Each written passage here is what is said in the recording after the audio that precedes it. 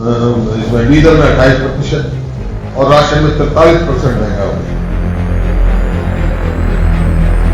इसलिए सरकार किसान मजदूर विरोधी सरकार है। 1057 स्कूल बंद कर दिए, जबकि किसान मॉडल स्कूल 9 बनाए थे हमने, वो सब बंद कर दी स्कीम। विधानसभा में बजट सत्र की कार्यवाही स्थगित होने के बाद नेता प्रतिपक्ष व पूर्व मुख्यमंत्री भूपेंद्र सिंह हुड्डा ने एक पत्रकार वार्ता को संबोधित किया। पत्रकार वार्ता के दौरान हुड्डा ने सरकार की आर्थिक नीति पर गंभीर सवाल उठाए। भूपेंद्र हुड्डा ने कहा कि सरकार 4 वाक की कर्जा लो घी पियो की नीति पर काम कर रही है। इसकी वजह से प्रदेश की वित्तीय स्थिति ऐसी हो गई है कि बजट का करीब 95% हिस्सा सिर्फ कर्ज व ब्याज भुगतान और पेंशन, वेतन व भत्तों के भुगतान में खर्च हो जाता है।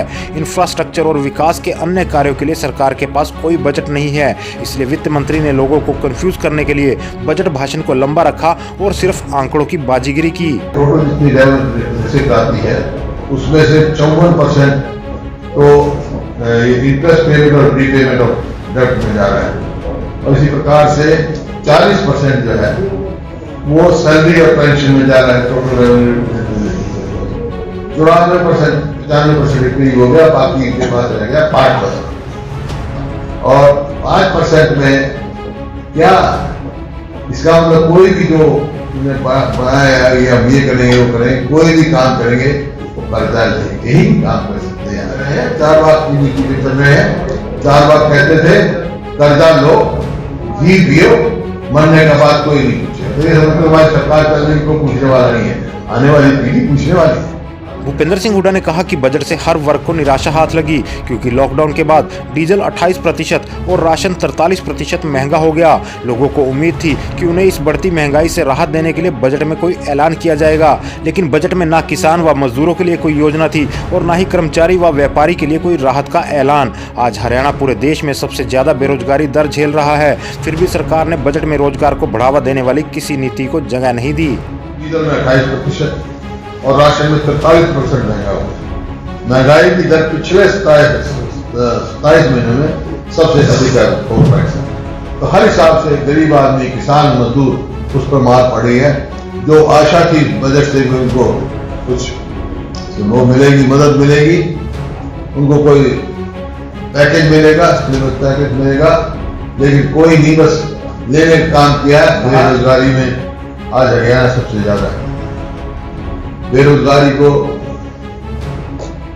कोई भी ऐसा कदम नहीं उठाया जो बेरोजगारी खत्म की।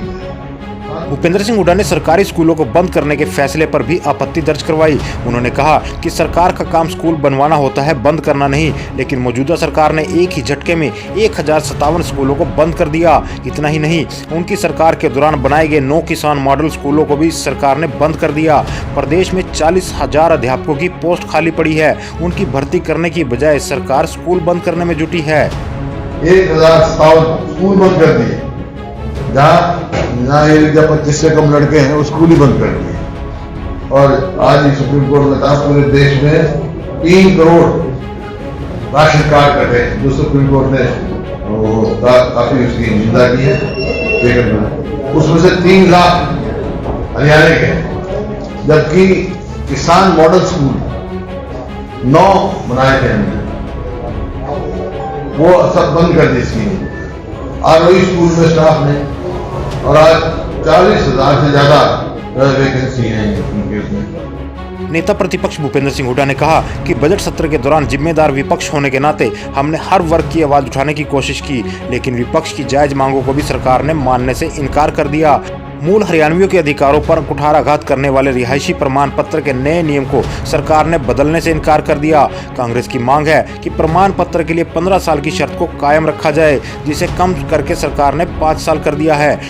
कांग्रेस ने गठबंधन सरकार को 5100 रुपए पेंशन का वादा पूरा करने की भी मांग की, लेकिन बीजेपी जेजेपी ने खुद के किए गए वादे से भी मुकरने का काम किया है। हमने मांग की थी भाई, जो डोमिसाइल जो लाए हैं वो हरियाणा के जो मूल निवासी हैं उनके ऊपर कुठाराघात डालने का काम किया है। सब जगह अभी जम्मू कश्मीर में थोड़े दिन पहले अपना गृह मंत्री अमित शाह जी ने वो किया, वहां पे भी 15 साल का नोटिस रखा है और यहाँ 5 साल का पेंशन जो इन्होंने वादा किया था, एक ने 3,000, दूसरे ने 5100 और वो 3200 पे हो गया। ये बंदा मजाक किया। हल्ला बोल हरियाणा।